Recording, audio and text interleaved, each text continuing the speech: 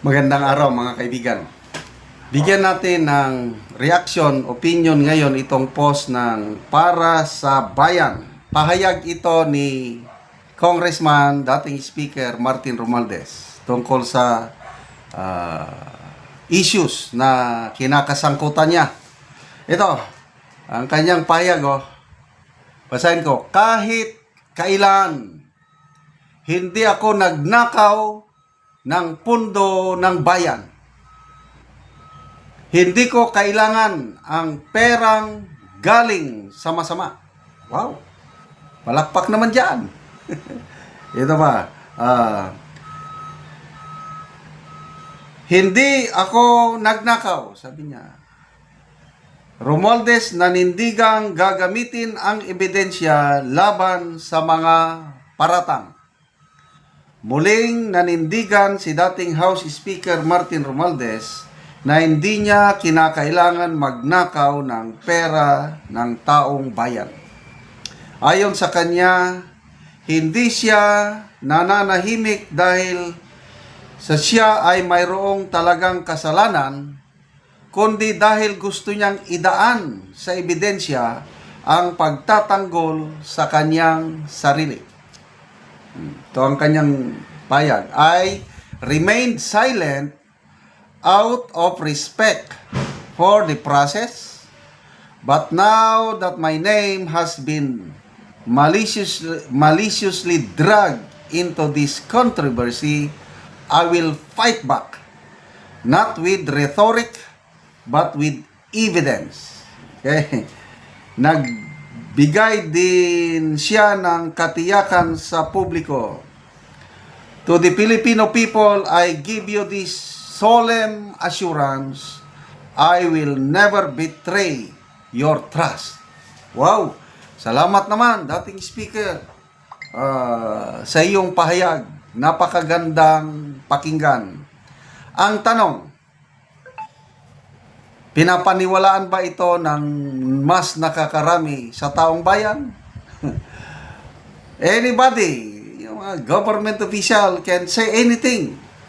But it's up to the people to believe or not. Nasa court of public opinion tayo ngayon. So, tatlong korte kasi yan eh. Court of public opinion, everyday yan, labanan. Meron yung Court of Justice, yan yung sinasabi niyang ebidensya. And then merong mas mataas na court. Court of God's Justice. Yun, wala tayong lusot dito sa hustisya ng Diyos. Nakikita niya lahat ang ating sinasabi. Sabi ng former speaker, hindi ako nagnakaw. Pwede, hindi mapatunayan yun sa Court of Justice. Kaya lang, pagdating sa Diyos, walang makakalusot doon. Dahil, ang illustration ko palagi is, ang Diyos naglagay ng, sa bawat buhay natin, may CCTV camera. Lahat ng ginagawa natin. Open man, tago man, whatever. Recorded yan 24/7. Pagdating sa paghukom, ipapakita ng Diyos yung mga ginawa nating sekreto. Kaya, sige, hindi siya nagnakaw, so be it. Ebidensya, bahala ang Court of Justice, Court of Public Opinion. Yan na ngayon, ang madigat. Tingnan natin, people who reacted. Napakagandang feature ito sa mga post. Okay, ilan ang nag-react? 14,000 people who reacted. 9,800 tumatawa, 3,300 ang galit. So, ilan yan? Halos 13,000 plus hindi naniniwala sa sinasabi ni Speaker Martin Romualdez. 790 lang ang nag-like o naniwala. So, talon-talo siya sa Court of Public Opinion. Halos 98% o 97% hindi naniniwala sa kanya. So, comments. Ana quote, sabi niya, a corrupt leader will never admit his mistake. Instead of taking responsibility, he hides behind excuses and false alibis to protect his image. Lovitroy Lipio, notorious syndicate. Saiki Saito. Kaya pala ang Tacloban sira pa din. Since pinanganak ako sa Tacloban, kayo na may hawak ng Tacloban ngayon, mag-40 na lang ako, ngayon pa din sira, baha at mabaho.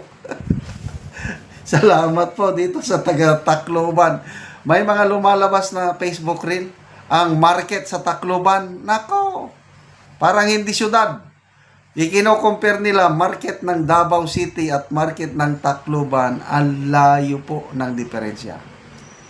So, diferensya, governance. You want good governance, punta kayo sa Davao. Nakakainggit po ang mga taga Davao dahil sa mga leaders nila, Duterte brand of leadership. Ano ba?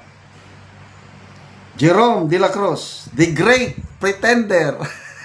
Kakanta na naman tayo ng Great Pretender ito. Sandali ha.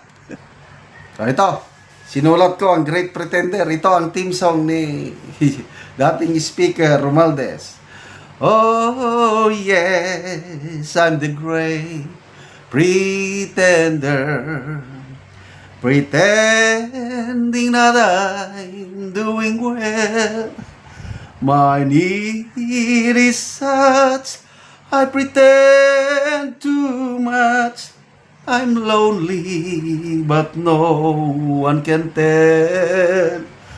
Oh yes, I'm the great pretender, adrift in a world of my own.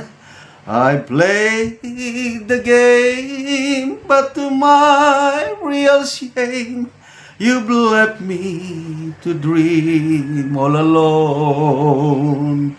To real is this feeling of make-believe.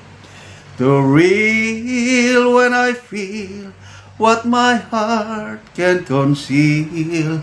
Oh yes, I'm the great pretender, just laughing and gay like a clown. I seem to be what I'm not, you see. I'm wearing my heart like a crown, pretending that you're still around. Oh, hindi daw nagnakaw si Speaker Martin Romualdez. Taong bayan na ang humusga sa kanya.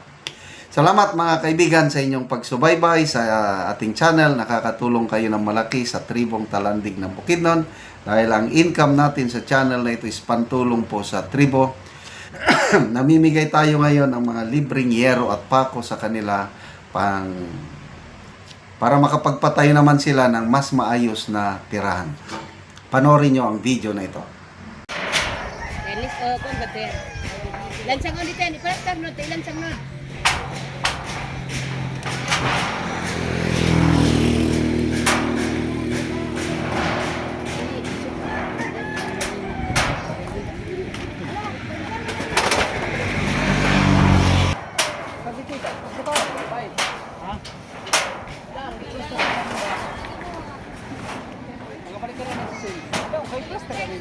Bali na kambing yun na kam.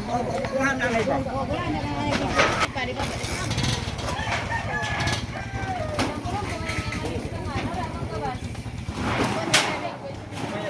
Uy, kaya hain yan. Uy, salamat. Ginuubay ka. Panalangin manigil din sa ito. Siguro pa. Isa sa opo yung pagkasawa. Parang yun. Kilo sa ano lang yung tinggali. Palita ano pa. Atong lang itak pa din yan. Ha? Tapao, tagkayo din yan. Baka Ay, padulot. O karon niya ate, nakabalay na gyud mo oh, nindot na gyud kain yung atop. salamat sa Ginoo sa nagtabang. Sa nagtabang. Nautunta nga madugangan pa. Napay kulang. Nautunta nga magpadayon ni kay dagan pa ang nanginanglan sa tabang nga panay panalangin. Salamat sa Ginoo naghatag. sa naghatag. Sama sa amuang nga kung walang tabang di man makabalay. Tungod sa kalisod, di pagid mi kabalay.